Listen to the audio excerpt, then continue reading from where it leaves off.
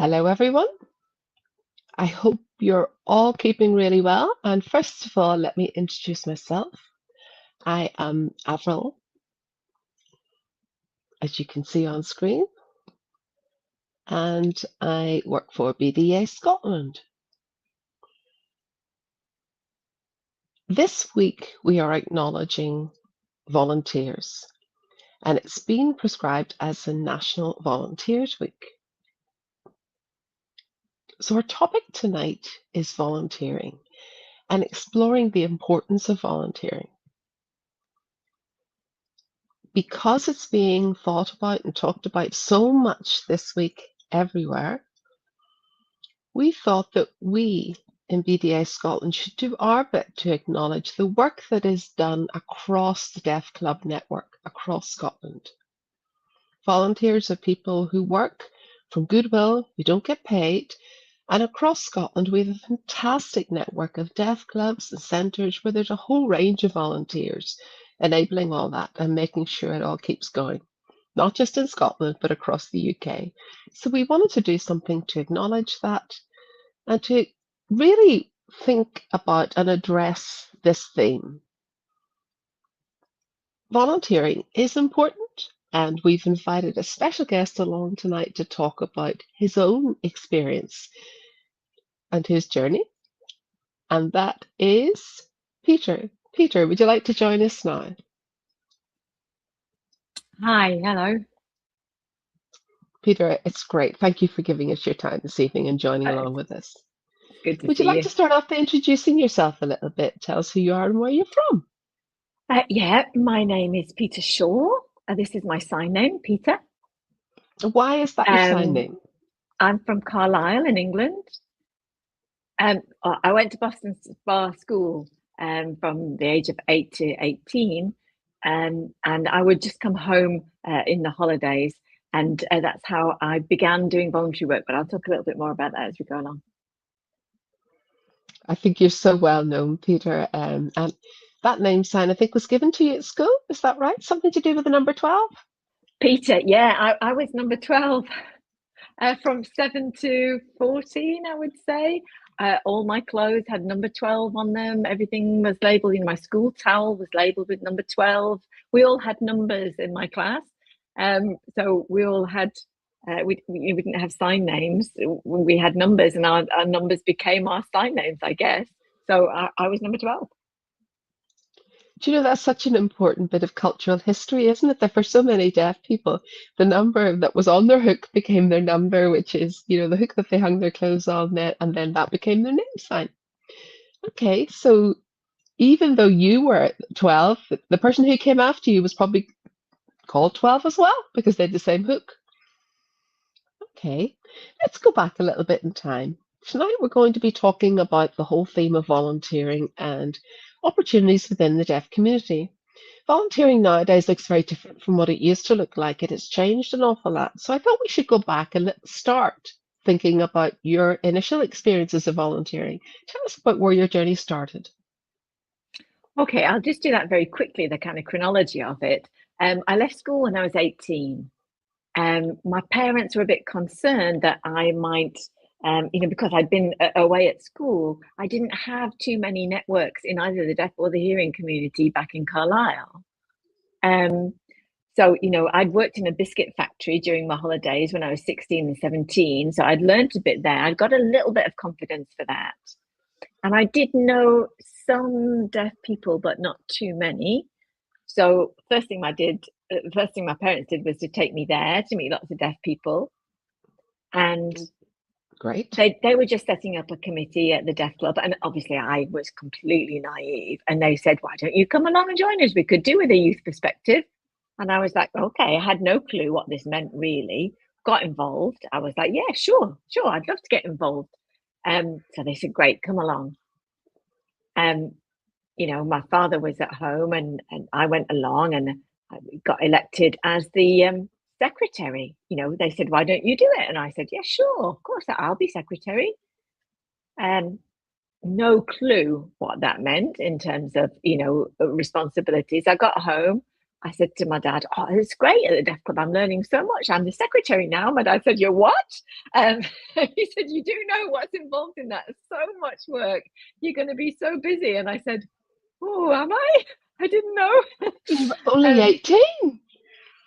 Mick Barber, who was the principal social worker at that time in Carlisle, Okay. he ran the social work service, and he was involved in, community development and everything, like as they were in the old days. Um, and he brought lots of deaf people on board alongside the deaf committee. So it was like 50-50. And it was really wonderful because those hearing people were terrific. They taught us all kinds of skills. We had sort of mentors, we were able to Mm. hearing people shadowing us and giving us tips. And, I knew how to plan an agenda, how to make decisions, how to lead, how to note take, everything, all of those skills that were involved. So that Just a was the quick committee. question. So you had a mentor back in the day, and you Yeah. had that kind of Winter. support as a volunteer. Yeah, I mean, and they had presumably some important job somewhere, but had decided to come along as a volunteer and mentor the new deaf members of the deaf committee. So I was really lucky. Right You time, really right were. place, the Yeah. age of Mhm. 18, you know, just at the point where they were creating this brand new structure, they were getting deaf people on board in the committee, to begin to run the centre. So it was perfect timing. And there were lots of children's activities. We would go on trips. We would go away for weekends and things. Sign weekends. I've been doing that since I was 8 years old. Driving the minibus, we would take the kids away. I started doing that when I was 18. Christmas parties, organising that. Me and my wife Marika still do that. Um, Parents bring their deaf children along. We give them presents. We have a signing Father Christmas. We organise a Christmas party. So there's so many things I've got involved You with: dressed up as sport, Father Christmas. social. From 18 to 25, and then after that, I got a new job at the BDA. So that was a bigger commitment, and I could do less volunteering. But still, I think volunteering's been vital all the way through my life. I think that era of volunteering really set me up. I think it was perfect. Let me just take you back a little bit then. You talked about Father Christmas, so you actually dressed up as Father Christmas, did you? I mean, even that's a volunteer role, isn't it? Yeah, I had to put a cushion up because I wasn't fat enough at that time. I had to put a cushion up and a belt and everything, and a hood over my face to try and hide my face, hide who I actually was, give out the presents. Think spell their names, get them to come forward. They're all obviously trying to guess who I was, and then I'd go off and I'd come back and they'd go, "Oh, you're Father Christmas. We can tell from the shoes." But it was good fun. So you spent 7 years doing that, and then you say you got a job in BDA. And That's right. was that because did having the volunteer experience help you to get the job, or how did that come about? Well, I worked from for the BDA from the age of 23. The biscuit factory, I'd done an MSc, and I'd done all kinds of video Hmm. projects. Um, how to buy a house, what to look for when you're buying a car, things to check. I'd Hmm. made loads and loads of videos. And, I'd brought in people like Clark, Wendy Dawn, filmed them all, made all of these, materials. We did kind of, I suppose it was like speaking books, but signing.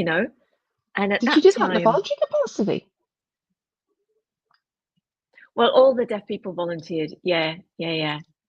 I'm not sure whether anybody got paid actually, but um, And Peter, when you actually got that job in the BDA, was it due to what you'd learned as a volunteer? well, 23 to 25, I worked as a project, and it was a project, and it was just 2 years, and I got it because I had the technical skills, I think. Um, so that was the early 80s. It was recession, things were hard, and then the BDA said, would you be interested in being an assistant officer? And I was like, okay, well, that's a bit of a departure for me, but the wage was okay. So I was like, I'm tempted.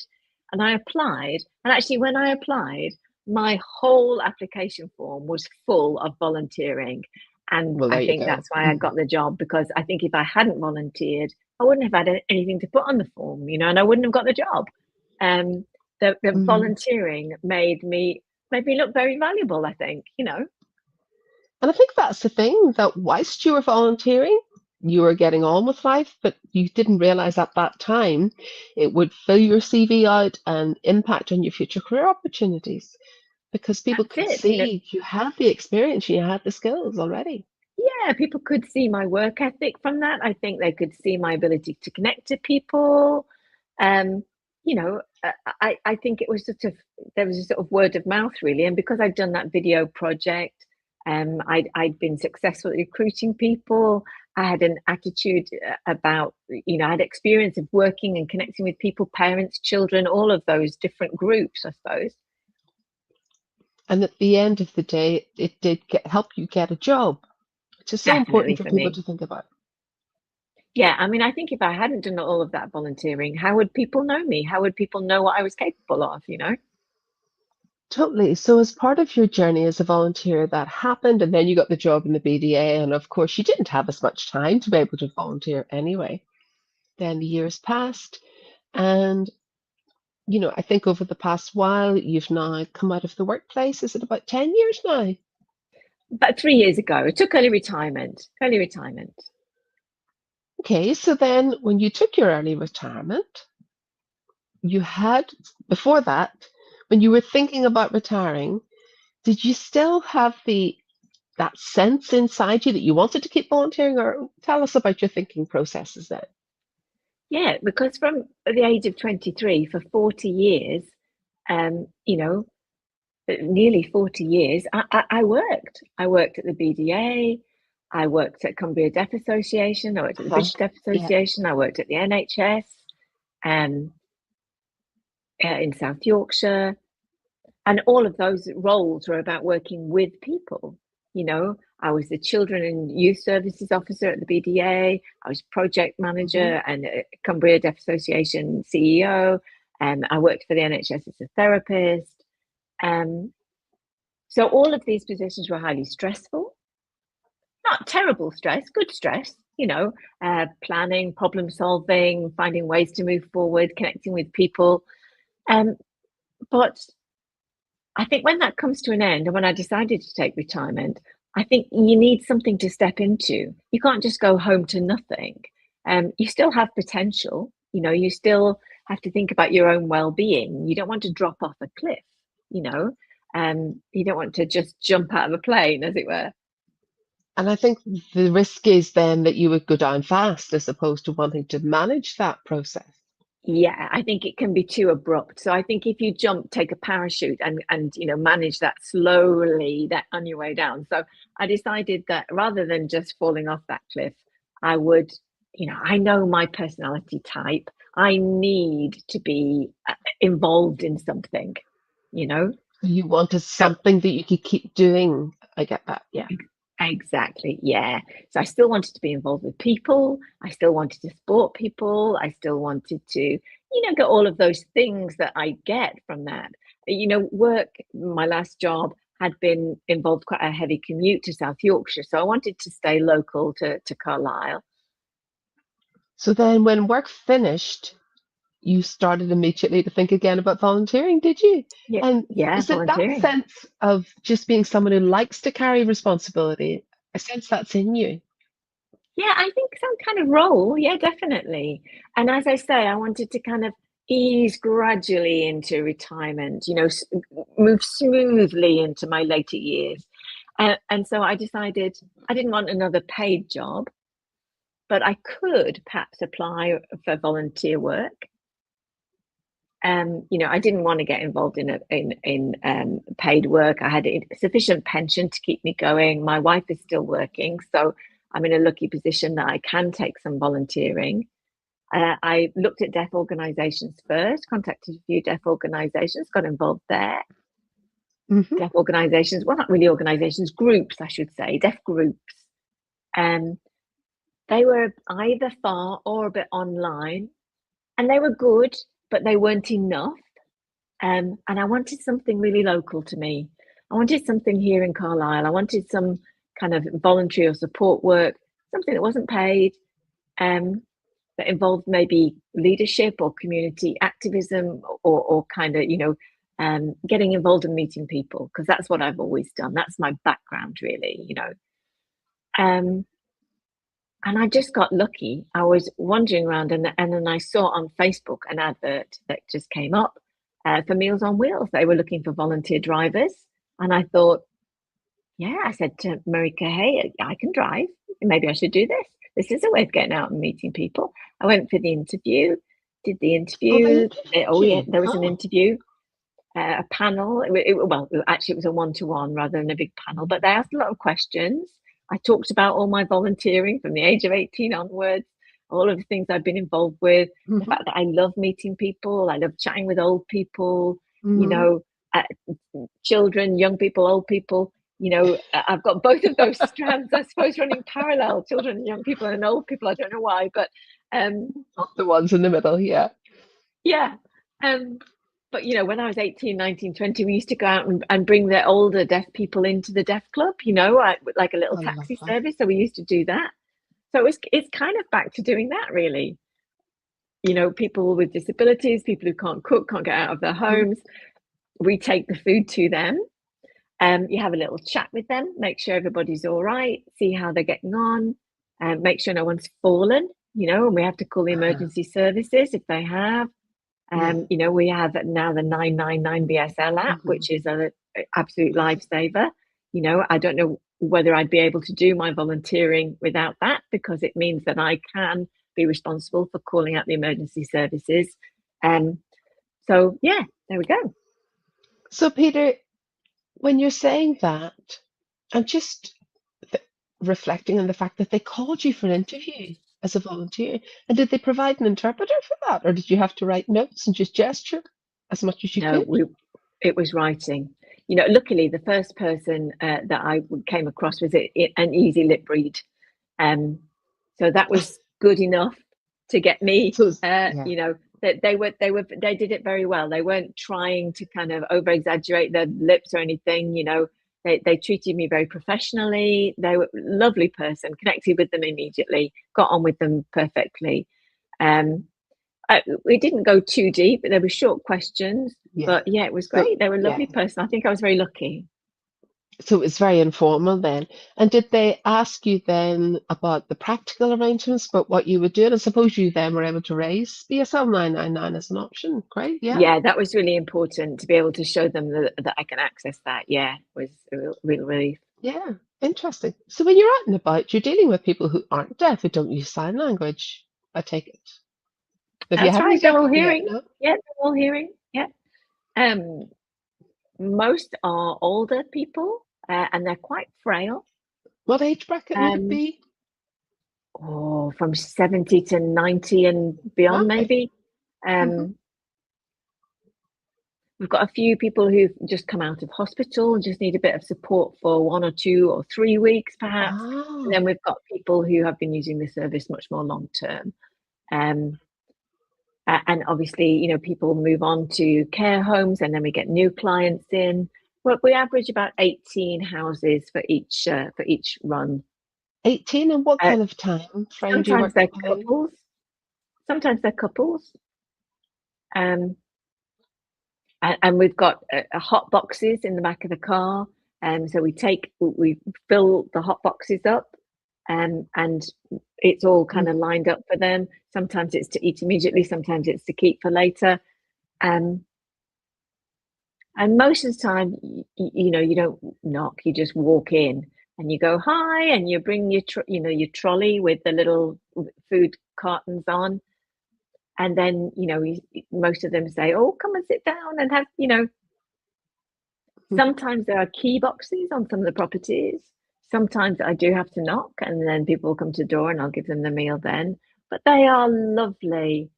Um, a lot of them know that I'm very busy. I have more houses to get to. Also, they don't want a cold meal. So it tends to be a little chat about the weather. Oh, it's Oh, cold, isn't it? Oh, it's very hot, isn't it? Sometimes football, yeah. Carlisle Mhm. not doing very well. Oh dear, yeah. So just very brief chats. But that's what they want. They don't want something too heavy. Fabulous. I think maybe this is a good time to show some photographs so that everybody can see the kind of thing that you're doing, Peter.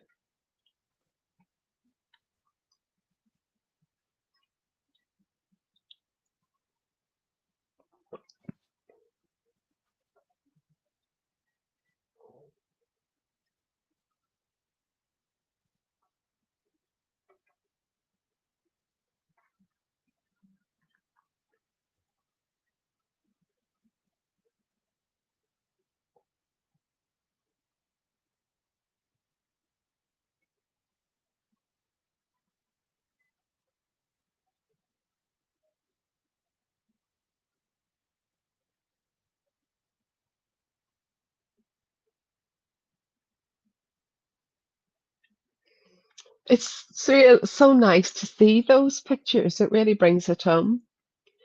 Yeah. So, a couple of things. You said that you drive around. You're just on your own in the car. I take you out and about all these I other am. houses. And is Yeah, the no, I food staying understand. hot? It's already cooked, isn't it? So, what kind of foods are there? Tell us a little bit about that. Well, they have a form that they fill in saying, what do they want next week? And there's two choices on each. There's mince or um, Ah, mince. something with meat or something with, a mince cobbler or something like that. And there's a pudding. So Okay. there's something hot always. But they get a range to choose from. And it rotates every sort of 4 weeks or something, I would say, something like that. Mhm. There's a pudding, eaten mess, maybe something like that. You know, just Mm. just different things. So And they do you'll have see rolls, choices, yeah. yeah, and rolls as well, sandwiches. Um, so we give out the forms for the following week, meat, vegetables, whatever they want, and then we collect them in and also bring the food. So it varies across each week. And do you cover the whole of Cumbria, that whole area, or where do you work specifically? No, Meals on Wheels Cumbria is the organisation, but I focus specifically on Carlisle. In Carlisle, we've got 8 drivers, and we divide Oh, the area of the Carlisle into zones. So I'm on the southwest of Carlisle. I live in the southeast of Carlisle, so it's just a short hop to the other side of town. There's a residential home. They've got their own kitchens, but some of them can't mhm. cook. So I go in with a box to that particular venue and give out meals across the home. I think there are 6 or 7 residents there who take Meals on Wheels. And Mhm. honestly, it's lovely. There's one lady there who's always waiting at the door for me Oh, with that's so her sweet. walker. She's so cute. I open the door and she says, "Come in, come in." Oh, yum, yum, yum. She gestures, and she goes, "Oh, lovely." And then, I walk in behind her, give her the box, and she says, "Oh, don't worry." I said, "Don't worry." And she walks out with me to the door. Lovely people. They're very sweet. That sounds fabulous. So you go out and about to all these people. You're doing this in a voluntary capacity. How many days a week are you doing this at once or a couple of I times? do it one day a week, every Thursday. And that's my Thursdays. They've asked me if I want Mhm. to do more, but I quite like Thursdays. My wife works away from home a lot on Thursdays, so that's a good day for me to sort of commit to working. So, yeah, Thursdays. I leave my house about 10 and I get there about half 10. Um, get the food about quarter to 11. And then we have a little chat with the other drivers. Nobody understands me, but it doesn't bother me. I don't mind. Um, and then we get the food trolleys. I'm number 8, so I go and Mhm. get my you know allocated boxes, put them in the car, and then I get back about I suppose quarter past, half past 1. If you've 18 people to go to, that's actually quite a lot of That's right. delivering, quite a lot of driving. And with all of that, is this done by the council or is it a private business or who organises all this? It's co-funded, so the council fund one part of it, but a lot of companies and businesses top that up. Provide top-up funding. So people like Age Concern, Age UK, they all Mm. put money in the pot really, um, and so I get travelling expenses. And your My petrol's paid, is petrol, it? yeah, according to mileage, yeah, yeah, it's 45p a mile. So, you know, the national sort of standard. Interesting. I mean, Peter, what you're describing for us sounds so fascinating because I'm sure I there's enjoy it. people watching this are wondering because we've all heard of Meals on Wheels, but maybe didn't realize that it is something that everybody could join that by just looking into their local area and seeing what's available in Meals on Wheels. So you go out about all these houses and then you get home that night. How do you feel at the end of the day having done all of that? I get a lot of job satisfaction, I think. You know, I always feel really satisfied. I'm always saying to my wife how important that is to feel like I've helped these people stay at home a little bit longer and not move into a care home. It's about them maintaining their Absolutely. independence and Hmm. supporting them in doing that, you know. I think Right. it's really, I hadn't thought about it. It was something my wife said.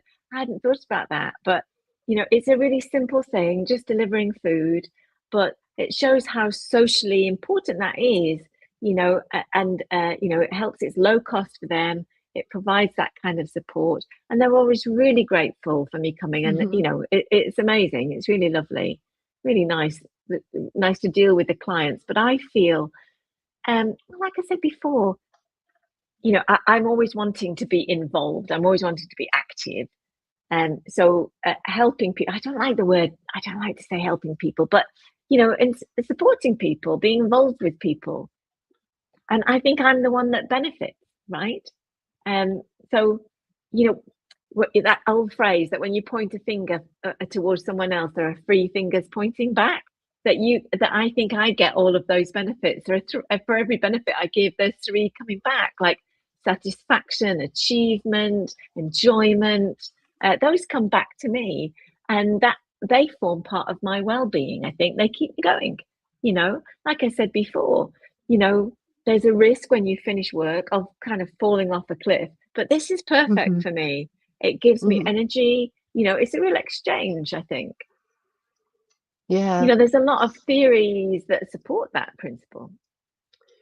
Such a healthy way to think about this. It's giving, but actually in giving, you're getting so much more by feeling empowered by all that, feeling energized. You know, you're saying that actually gives you that sense of being energized. So tell me, talk about energy. You said it's a bit like electricity in the body. Describe what you mean by that. Yeah, I think that energy of connecting with other people is actually it recharges you, and you know, I think you can feel that energy throughout your body. Um, it's like the serotonin or something. I don't know what how you would like to describe it, but you do get that sort of charge, that energetic charge that come back to you. And I think you are seeing the reactions of the people that you're engaging with, and that is giving you something as well. I'm sure you sleep well that night as well, with a sense of satisfaction of having had a great day out engaging with people. That's right. I mean, I think people, some people work for a wage, don't they? I don't. I work for a wage, obviously, but also something else. You know, connecting with people, supporting people. That's actually really important to me. That's just my personality type, I think. And so this feels very similar. You know, I'm supporting them, but that is supporting me. Totally, it's a win-win in that both parties are getting something from that interaction. And Peter, you were talking about your volunteering journey over the years. And I'm just wondering, you'd said earlier on about feeling energized by the activity. I think you did say to me there's a little bit of theory around this. So I was wondering if you could explain for everyone what some of those theories are. Yeah, I worked in therapy in the NHS for a while. So I was looking into a lot of theories related to health and well-being and motivation, and the kind of risks of, you know, mood dropping and, you know, all of those kinds of things. Um, and there's been a lot of research actually from the New Economic Foundation, NEF for short, the New Economic You, okay, Foundation. and they They have do a theories lot of about this. research, really great website if you want to have a look. There's loads of stuff on there about not just economic policies, but how policies impact communities, how they impact people. And that kind of research I found really fascinating. And back in 2005, there was one piece that I thought was really stunning, which talked about the principle of well-being and happiness, I suppose, the principles of well-being and happiness. And there are 5 things. One is connect with people. So meet with people and connect with people.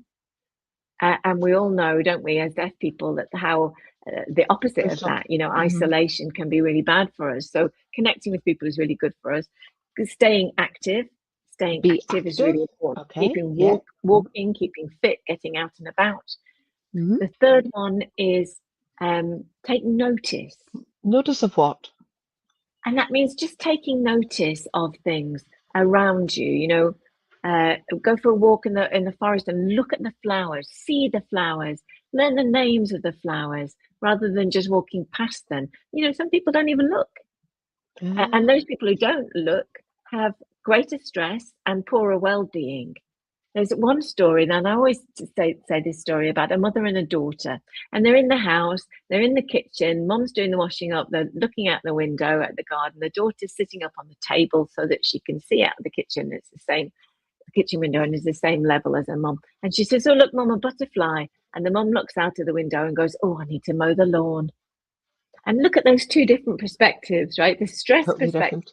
Hmm. doesn't look at the butterfly, just sees that, you know, oh, there's more work to be done there. But this fresh child's perspective sees a butterfly, which the mother doesn't notice. So, you know, some of those activities, like, you know, walking, think about what's the name of that flower, I wonder? What's the name of that Hmm. tree? You know, get involved really. And volunteering is a bit like that. You know, get involved with people's lives. Look, see how other people deal with things. Notice, take notice of other people. And so that's the third one. That's very important. Um, you know, if you're stressed, you don't notice it's a sunny day. You stay at home and then you miss the sunshine, you know? Yeah. Um, keep learning, keep going. Vol- Don't stop Volunteers are learning. always learning. Yeah. You know, the school doesn't learning doesn't stop when you leave school at 16. You know, keep learning, keep um understanding, you know, learn about boundaries, learn about respect, like go on courses to learn all sorts of different things. You know, volunteering helps you do that. And research has said that people who kind of continue learning information, well, actually, most people, 70% of people learn from a community environment. Only 30% learn from an academic environment. So if you're talking about volunteering, 70% of people are going to benefit from that kind of learning, being out and about in the community. Only 30% of people benefit from the kind of learning we find in an academic setting. So most people are going to benefit from that.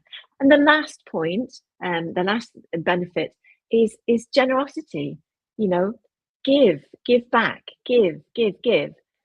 And I think that's really important. The giving is really important. And I gave for a long time in my job, and I think that's part of how we how we live.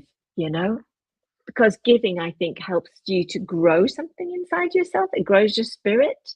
And I think you benefit more than the person you're giving to. It's that pointed finger and 3 fingers pointing back idea. Um, so those are the 5 kind of things for happiness and well-being. And I think those 5 things are valuable. Those 5 principles are valuable. They've certainly helped me. So And Peter, I think those 5 key ideas are ones that we can all take away and think, reflect on. That when we give, we gain so much. And it's that feeling of always wanting to that's give right. back because also what we're doing is we're passing on because the future generations need to know how to do things as well. And I'm really Yeah. intrigued that you said earlier on about 70% is being involved in social activities. And there's so much to learn, isn't there, from engaging with other people, being involved in volunteering and community groups. 30% of learning comes from academic learning, whereas Yeah. 70% comes from Formal those versus social informal. engagements. And it might be informal education, but it is 70% of our learning.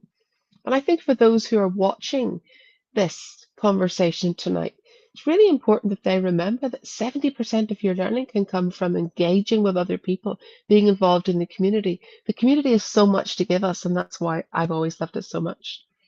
That's You know, right. there's That's something right. else. Yeah, I just wanted to come back to, oh, hang on a second. I think there may be a comment or a question in. Let me just keep an eye on that.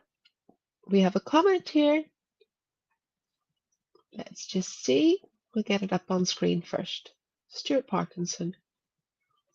Volunteering does give purpose, especially for people who are needs, those who are not in education, employment, or training.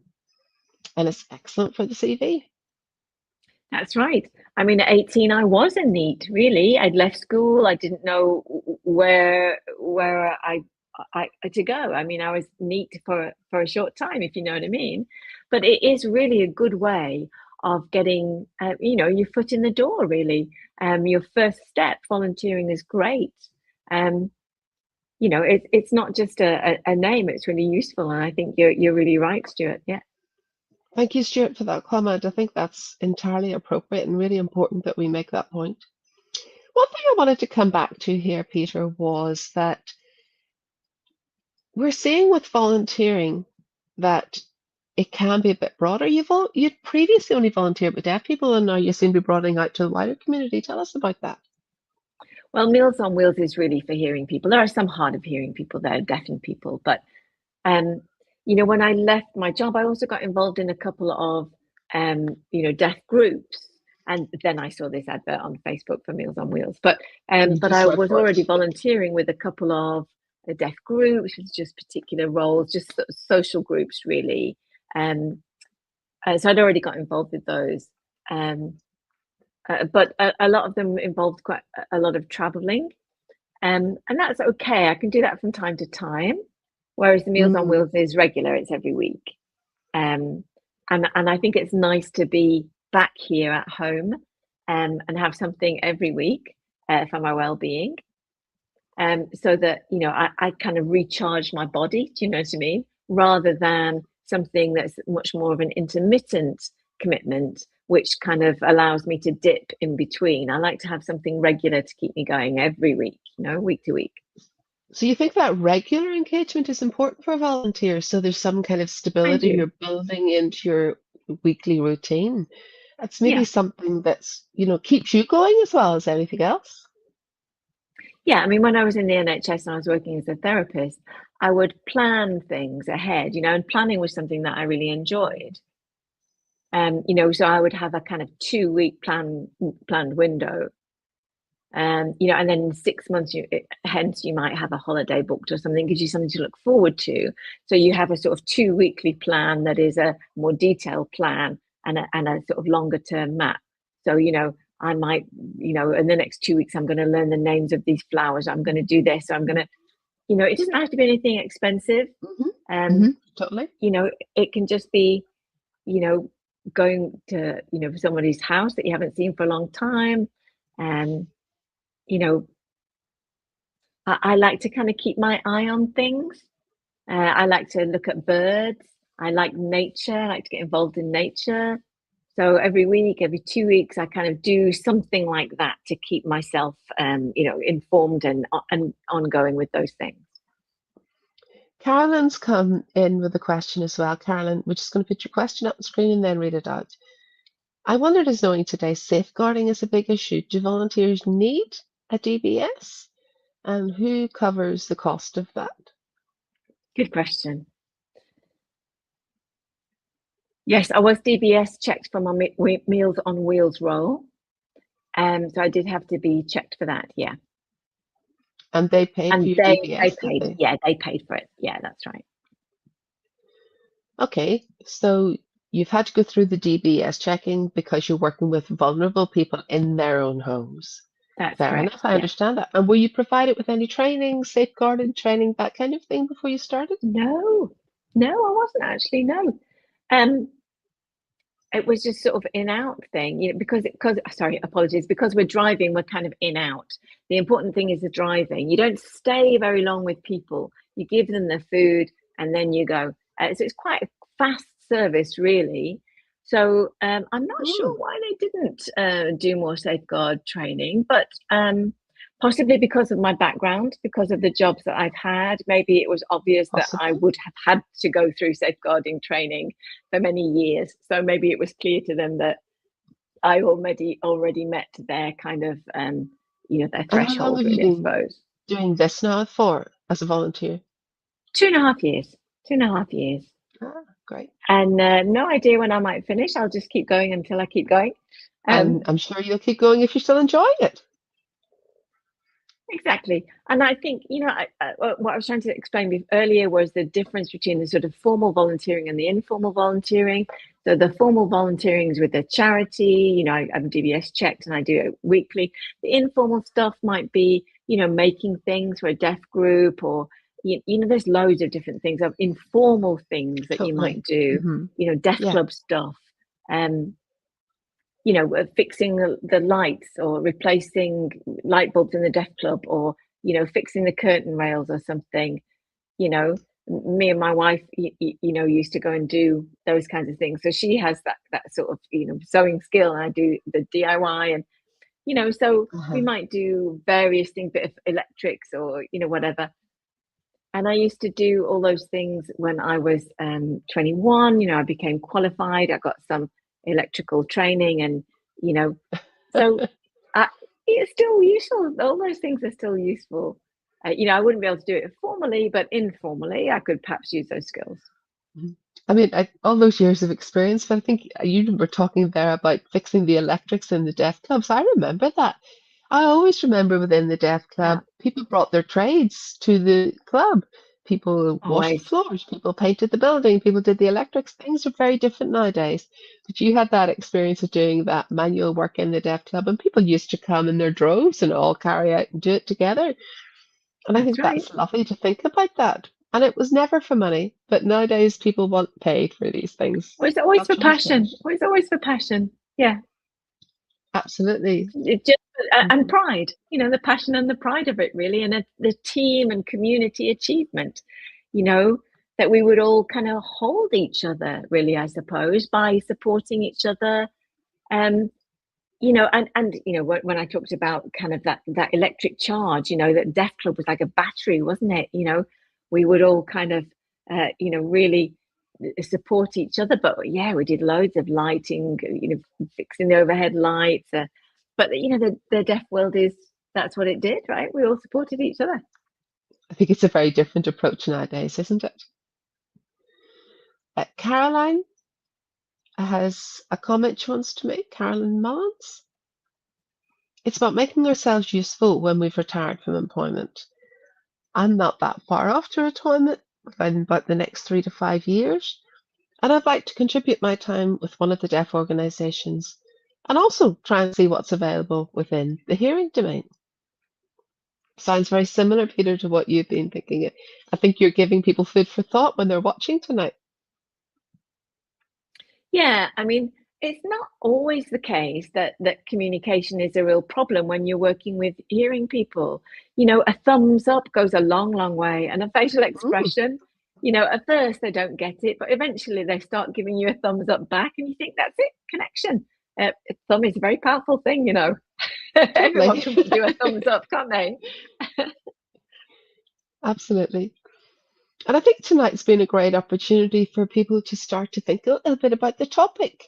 Volunteering isn't for other people, it's for all of us. Whether you're working or not, it is good for your own well being. It means you're contributing, you're giving back. There are so many benefits of volunteering. And I think that deaf people have always traditionally gone in the volunteer route into the deaf organizations and ended up getting jobs that way. And so I think it's something that this week we want to encourage people to think about this whole theme. Volunteering is still important for everyone, and we should all be considering it at some point on and Absolutely. off in our lives. I just want to pick up on a point you made earlier on about when you're out and about doing the Meals on Wheels. I think you said that, just to clarify, sometimes you've people who come out of hospital and they just need the meals for a couple of weeks. And then there's That's other right. people Short who term, need it yeah. more long term. Can you explain the difference, please? So the long term, we've got a lot of 5 to 6 or 7 people out of 30 who, I mean, they're just we're gonna be looking after them for a short term. But other people, they might move into a care home, they might pass away or whatever. So, what the people are always changing. The numbers are changing. Um, so sometimes it's 18, sometimes it's 30. There are extra streets. Some streets we no longer go there, we go here now, or so the route changes the whole time, and the numbers that we're delivering to change the whole time. Um, Sometimes, yeah, as you say, some people are longer term. Sometimes people are just out of hospital and they can't care for themselves as well as they might otherwise. And so in 2 or 3 weeks, of respite, we give them the Meals on I take Wheels. it And there's social services are involved, I take it, in some of those people?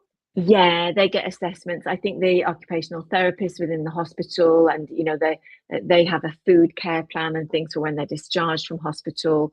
So they have a limited time period while they convalesce, and they get Meals on Wheels at that time. Yeah. Let's just move the conversation on a little bit.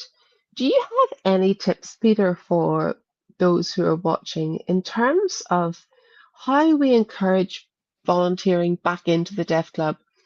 I mean, I know it's difficult, but you've a wealth of experience for us, Peter. What can we do to encourage this approach when people are volunteering again in the Deaf Club? Well, really, I think it depends on what's going on locally.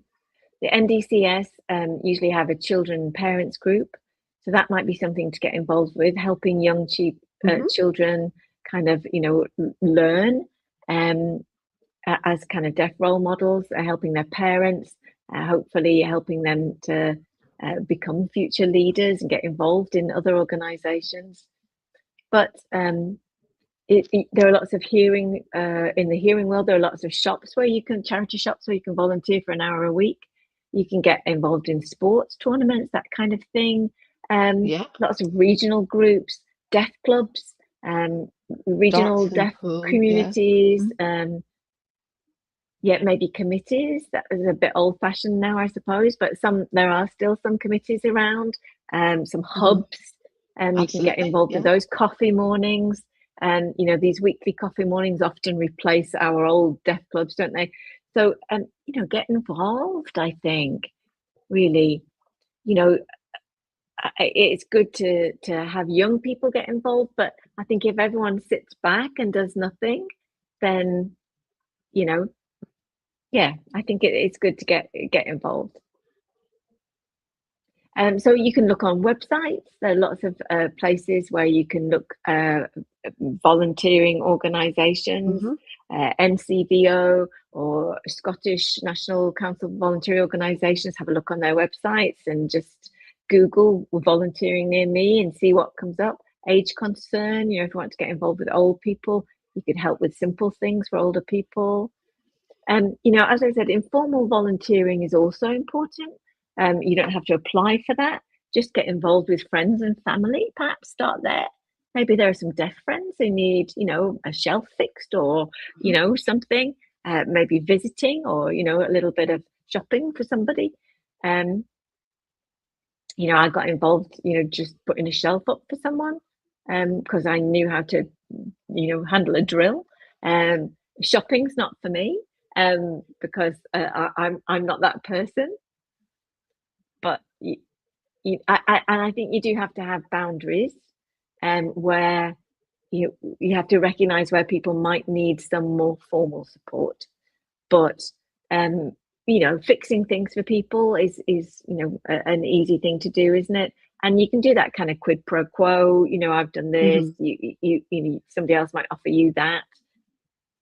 So, as you know, Peter, many deaf clubs are closing due to a lack of commitment, not getting volunteers who will put the commitment in. And that's why, as an organization, we thought this week it would be great to raise the profile, look at organizing tea, coffee for people. There's so many things that Absolutely. people can do, get together, organize a coffee morning, get someone to make a cuppa for someone else. We used to do things like offering lifts Exactly. for people. That doesn't seem to happen anymore.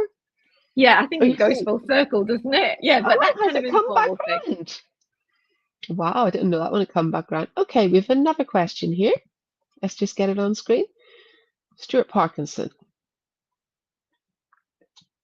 So what do you think we can do to make volunteer bureaus more accessible for potential deaf volunteers? As you know, it's very Mm, difficult for deaf people because access to work doesn't cover volunteering. that's true. Therefore, practically, it's a difficult one. Good question to ask, actually. I'd suggest that you could run workshops. I mean, I've never seen one, about volunteering and invite Mm, some of those organizations and those bureaus, talk to them about, what they could be offering. I like that idea. Um, Mm, CVS or local organizations, get them to come along. Um, like a kind mm, of shopping basket, I suppose, get them to come along and bring what they can offer. And it's important that they learn about deaf people and the value of deaf people as volunteers. Think about those 5 points that I talked about before, those 5 principles. It's not about slog and sweat mm. and getting nothing back. Volunteering is about those 5 principles of well-being. Maybe talk about that in your day. So organize something like that, maybe. I love that idea of bringing people together just to talk informally about volunteering. So, for example, there's lots of charities out there, such as some of the animal charities, and they're Totally. always looking for help. And I think just Yeah. there's so many other options. And I love that idea of a workshop where we just put the value on volunteering again. And I think just be open-minded about what volunteering means. It doesn't mean, doesn't have to, it's not a boring job. I mean, you might be sweeping up after animals or something and mucking out the Yeah, stables or mm, whatever. But absolutely, there's so totally. many different things you can do, and it depends on where you live, It's worth having a look around your local area. I think you're totally right in saying that because just last year within BDA Scotland, our staff went over to Edinburgh Zoo and we gave a day volunteering there in the zoo and we were picking Well, there up you go. animal Wow. poo. That's what we did.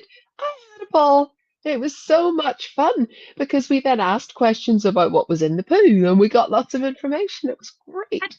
Well, let me ask you, Abba, why did you enjoy that? I learned something and it was just totally different from my normal. Totally different. And you took notice of things, didn't you? You see, it's those 5 principles. You took notice, you Absolutely. smelt the animal dung, you did all kinds of new experiences for you.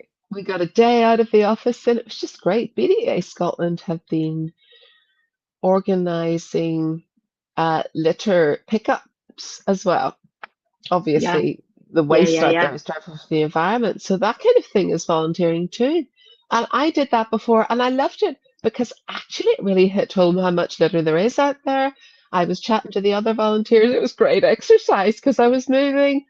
Doesn't matter about the weather. It took me into places I had Absolutely. never been in before. I was fascinated. You're absolutely right. Absolutely. It So opens your that's you mind keeping up. active. That's you Totally. keeping active. Yeah. And, and it's not just about you going along and doing it, it's Mm, about bringing other people with you, doing it in totally. partnership, maybe getting 10 Hmm. people together to get involved. And then you're Hmm. passing on opportunities and you're talking to other people about, oh, come and do this. You can tell other people what it's like, and that opens doors for others. And is it true, Peter, that volunteering gives you the opportunity to develop new skills that perhaps you've never thought about using in the past?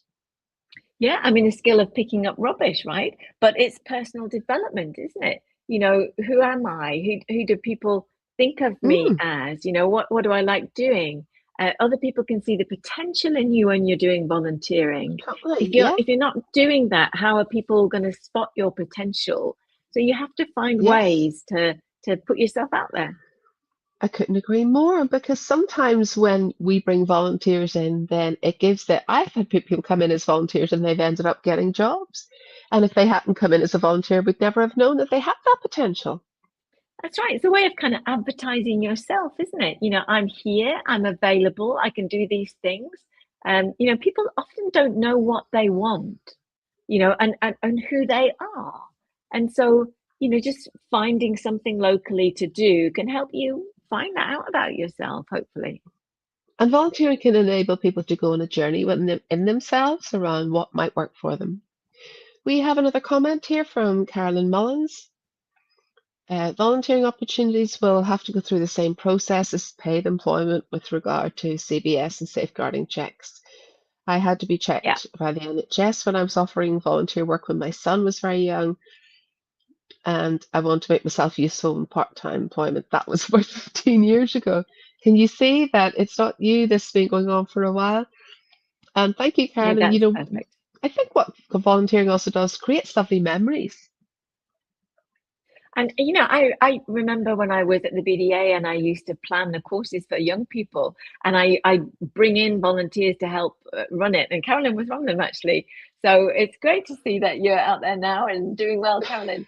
But really, that's my happy place, really, being responsible and taking action, supporting other people. I was getting children, I was getting older people to come in and teach the kids. We had interpreters who would come in and sign. We had deaf role models, and the kids had all of this exposure to all of these things. um Deaf role models who all volunteered at that time were absolutely fantastic. It was a really fabulous thing. You're totally right, Peter, because the deaf role model, is there. There's the volunteering that they have, and there's also the fact that as deaf people, we have the opportunity to show our skills to other people. And then networks start to build from that because people come in, they see those role models, they see other people, and they develop networks. That's why volunteering is so beneficial.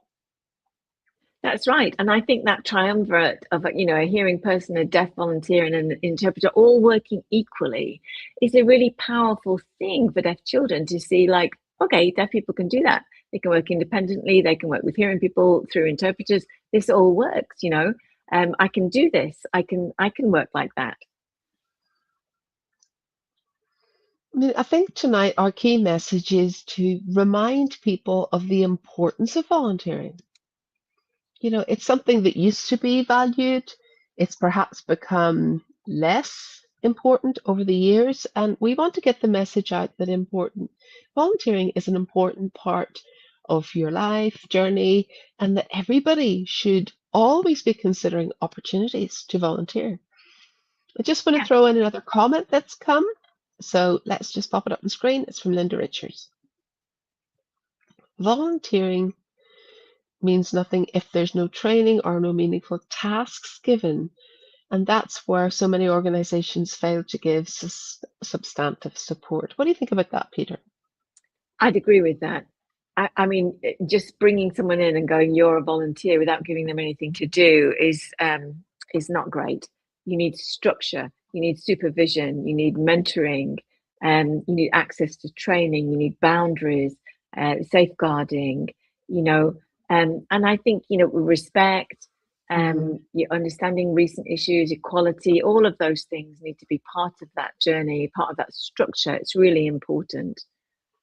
Um, I have seen some rubbish, volunteering back in my time, where people have been brought in as volunteering with as volunteers with no support, and that's galling. You really need to trust your volunteer and supervise them.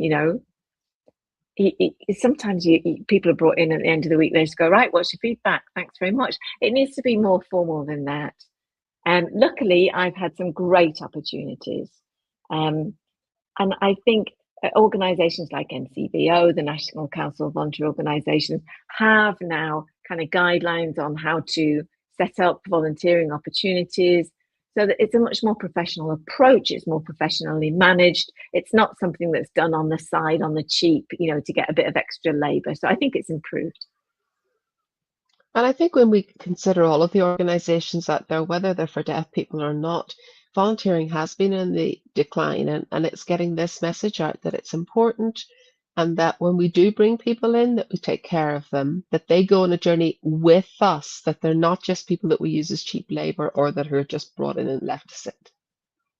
Yeah, just making sure that there's structure there for supervision, support, feedback, so that you can listen to them rather than just go, great, I'm sure you've enjoyed it, bye. No, Hmm. you need to, Hmm. what have you learned? Can we get into detail about this? Can we get into some reflection about this? That's really important.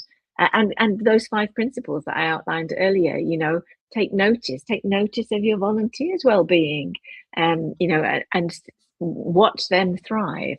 Um, and it's not just a great thanks for your time, see you next week. There should be some debriefing afterwards. There should be some pre-briefing before you go into the task. All of those things are important. Yes, acknowledge what they're bringing, isn't that about it? And make sure they don't feel Yeah, invisible, that they're a key part of what's going on. Peter, we've been talking for an hour. yeah. Sometimes there are certificates. You can give people certificates, to record their achievements, or some kind of record for people to go away with and keep, so that they remember what they've learned and they can use that in future. And they'll feel good then, because that's what we all want. That's part of what you'd said earlier on. It's that feeling Exactly. of satisfaction. Yeah. And when they go to a job interview, they can get those certificates out and go, "Well, I've done this. This is the feedback I got from my volunteering," or whatever. So look, we've been talking now, Peter, for over an hour. Hasn't that just flown? Have we? Oh my goodness. Peter, do you have any final comments for those who are watching around why volunteering is so important? Any final tips, guidelines, anything you want to share? Well, I think volunteering in some circles has become a dirty word for all the wrong reasons. I think we need to turn that around. We need to see it as the opportunity that it is. Um, some people work in jobs that don't give them personal satisfaction. So volunteering might be an opportunity to kind of supplement that. It might give people an opportunity to take an alternative path. Um, you know, like I said before, um, you know, you think about volunteering, what it means, what's important, those 5 principles, those values that I outlined before, and hopefully, if that appeals, you could do volunteer in parallel with your paid employment. You can do both things at the same time. It's really important. Well, thank you for those great tips that you've given us this evening. I think you've really stimulated a lot of thought out there. People, all of us starting to think, perhaps we put too much focus in the workplace and we need to think about what we can gain from volunteering as well. What you've had Absolutely. to give us tonight has really benefited all of us. And you're someone who's a model, a role model for all of us, because you volunteered your entire life. And I think that's important that we all take this away and turn it into action. Our fingers Thank you, crossed, Peter. and good luck to everybody. Thank you for inviting me here this evening. And Bye. thank you for coming.